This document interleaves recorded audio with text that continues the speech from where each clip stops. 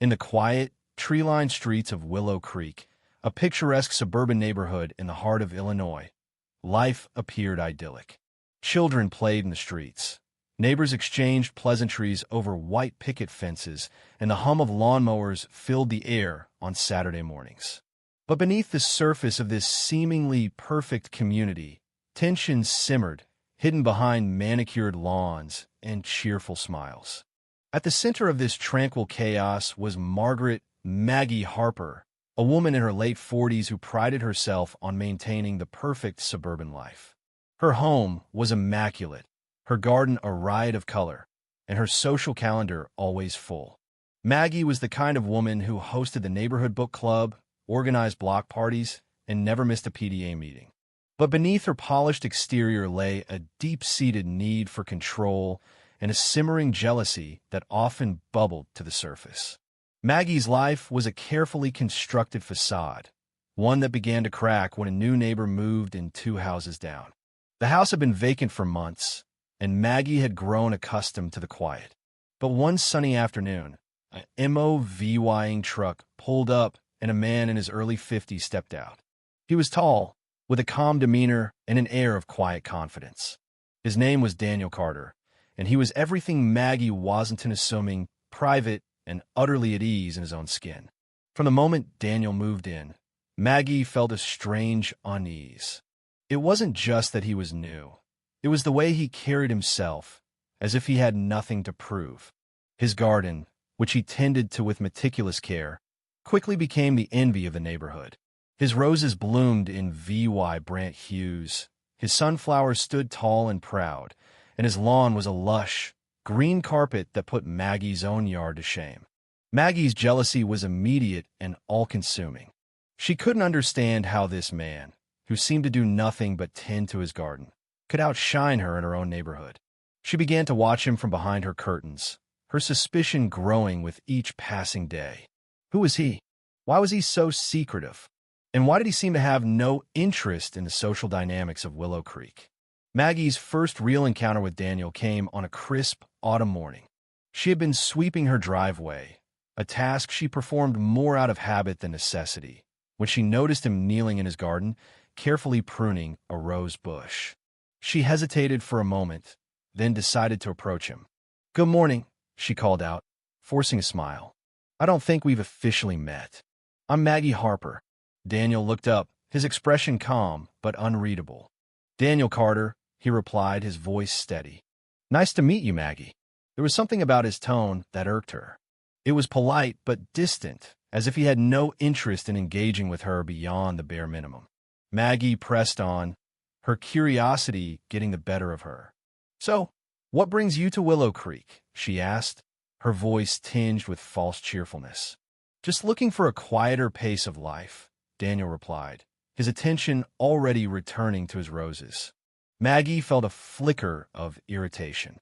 She was used to new neighbors gushing about the neighborhood, asking for recommendations, or at least showing some interest in her. But Daniel seemed indifferent, almost aloof. It was as if he had no need for the social niceties that Maggie thrived on. As she walked back to her house, Maggie's mind raced. There was something about Daniel that didn't sit right with her. He was too calm, too composed, and his garden was too perfect.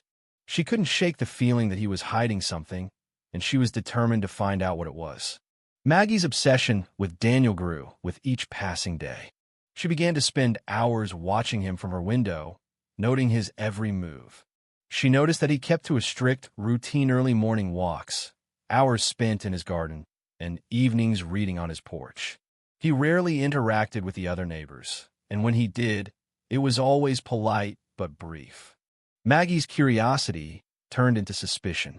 She began to dig deeper, searching for any information she could find about Daniel. She scoured social media, but found no trace of him. She asked around the neighborhood, but no one seemed to know much about him. The more she searched, the more convinced she became that Daniel was hiding something. One afternoon, Maggie decided to take a more direct approach. She waited until Daniel left for his morning walk, then slipped into his backyard. She told herself she was just curious, but deep down, she knew she was crossing a line. She examined his garden, noting the careful arrangement of plants and the high-quality tools he used. Everything about it was perfect, and it only fueled her jealousy. As she was about to leave, Maggie noticed something strange, a small, locked shed at the back of the garden. Her heart raced as she tried the door, but it was firmly shut. Was he hiding in there? Her mind raced with possibilities, each more outlandish than the last. A few days later, a fierce thunderstorm swept through Willow Creek, bringing with it strong winds and torrential rain. Maggie watched from her window as Daniel calmly secured a tarp over his garden, his movements deliberate and unhurried. Even as the storm raged around him, he remained composed, almost serene. Maggie couldn't understand it. How could someone remain so calm in the face of such chaos? It unsettled her, and she found herself both admiring and resenting him. She hated that his garden seemed to weather the storm better than her own, which was now a mess of drooping plants and muddy puddles. As the storm cleared, Maggie's resentment reached a boiling point. She couldn't stand the thought of Daniel's perfect garden, his perfect life. She decided to take matters into her own hands. Under the cover of darkness, Maggie crept into Daniel's garden, a container of weed killer in hand. Her heart pounded as she sprayed the toxic substance around the base of his roses and sunflowers. She felt a twisted sense of satisfaction as the chemical hissed from the nozzle, knowing that she was finally taking control. The next morning, Maggie watched from her window as Daniel discovered the damage. His face was a mask of shock and sadness as he examined the wilted plants. For a moment, Maggie felt a pang of guilt, but she quickly pushed it aside. She told herself that Daniel deserved it, that he had brought this on himself by being so perfect. As the days passed, Maggie's guilt grew. She couldn't shake the image of Daniel's face as he looked at his ruined garden. She began to avoid him, afraid that he would confront her. But Daniel never did. Instead, he quietly began to rebuild his garden, his calm demeanor never wavering. Maggie's paranoia grew with each passing day. She became convinced and said that Daniel knew what she had done, that he was just waiting for the right moment to expose her. She began to see him everywhere, his presence a constant reminder of her guilt. Finally, Maggie couldn't take it anymore. She decided to confess, to come clean about what she had done. She baked a batch of cookies and went to Daniel's house, her heart pounding in her chest. When Daniel answered the door, Maggie blurted out her confession before she could lose her nerve. "I did it," she said, tears streaming down her face. "I ruined your garden. I'm so sorry." Daniel listened in silence, his expression unreadable. When she finished, he simply nodded.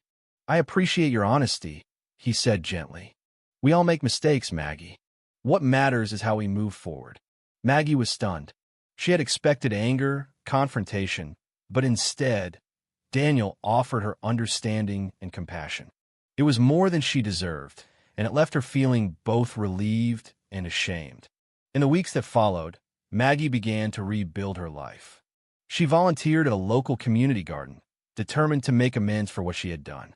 She even began to help Daniel with his garden, slowly earning back his trust. One day, Maggie received a letter in the mail. It was from Daniel, and inside was a handwritten note and a set of high-quality garden tools.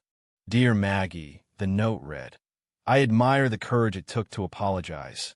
True justice isn't about punishment, but about understanding and growth. Please accept these tools as a symbol of fresh starts. I hope we can rebuild trust, one seed at a time. Sincerely, Daniel Carter." Maggie stared at the tools, tears filling her eyes. She realized that Daniel's kindness had given her a second chance, and she was determined to make the most of it. As the seasons changed, so did Maggie. She no longer felt the need to compete with Daniel or anyone else. She found joy in the simple act of gardening, in nurturing life rather than tearing it down. And as she worked side by side with Daniel, she realized that true power wasn't about control or perfection, it was about compassion, understanding, and the ability to grow beyond one's mistakes. In the end, Maggie's journey from envy to redemption was a testament to the power of forgiveness and the resilience of the human spirit. And as she looked out over the thriving garden she had helped to rebuild, She knew that she had finally found the peace she had been searching for all along.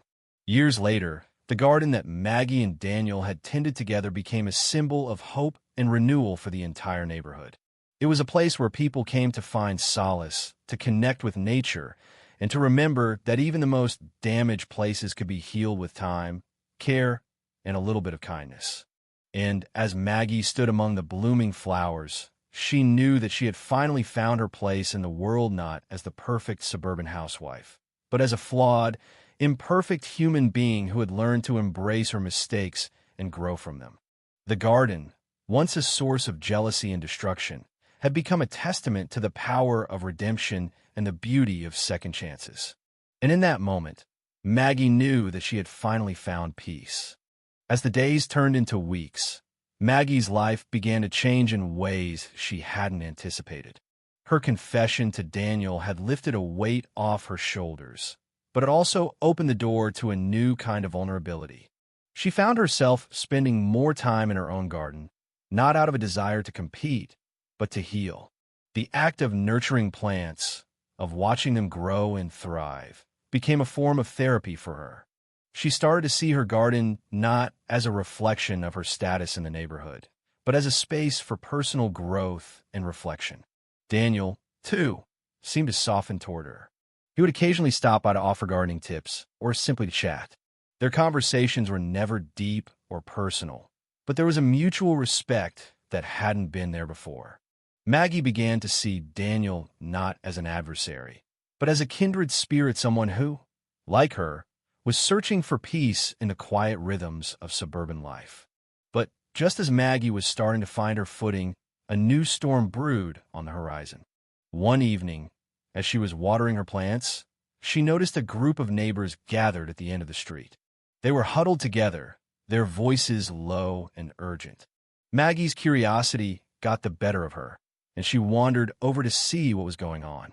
"Did you hear about Daniel?" one of the neighbors whispered. "Apparently, he's not who he says he is." Maggie's heart skipped a beat. "What do you mean?" she asked, trying to keep her voice steady. "Someone did some digging," another neighbor replied. "Turns out, Daniel Carter isn't just some retired gardener. He used to be a high-profile lawyer in the city. There are rumors that he was involved in some shady dealings." Maggie felt a cold knot form in her stomach. She had always suspected that Daniel was hiding something, but this was beyond anything she had imagined. She excused herself from the group and hurried back to her house, her mind racing. Could it be true? Was Daniel really some kind of criminal? And if so, what did that mean for her? Maggie spent the next few days in a state of turmoil. She wanted to confront Daniel, to demand the truth, but she was afraid. What if the rumors were true? What if he was dangerous? But the more she thought about it, the more she realized that she couldn't just sit back and do nothing. She had to know the truth.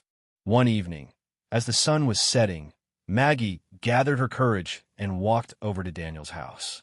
She found him on his porch, reading a book as usual.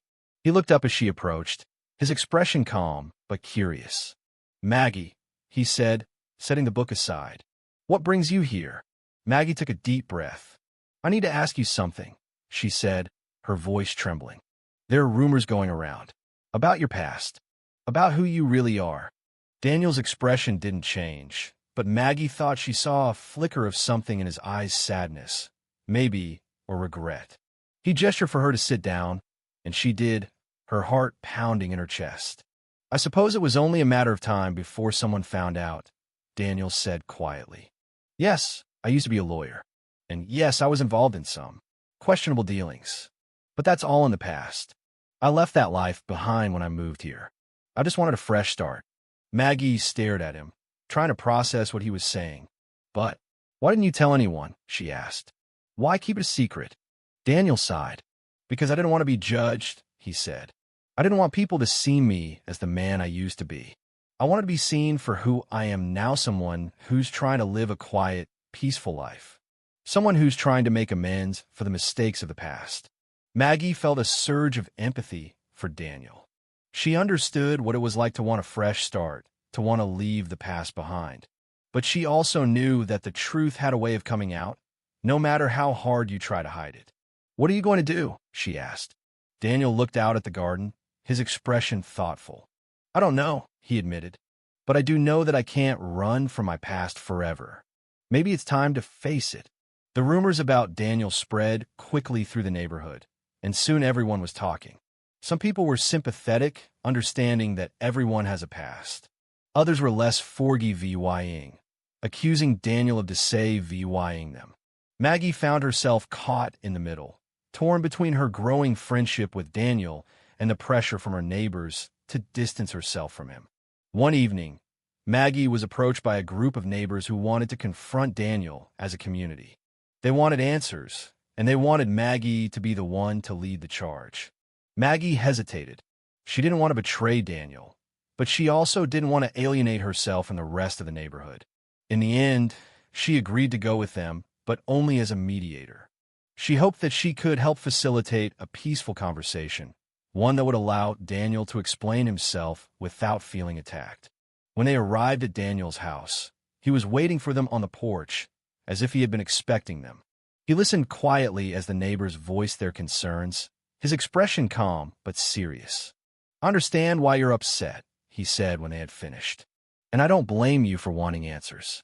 The truth is, I made some mistakes in my past big ones, but I've spent the last few years trying to make amends, trying to be a better person.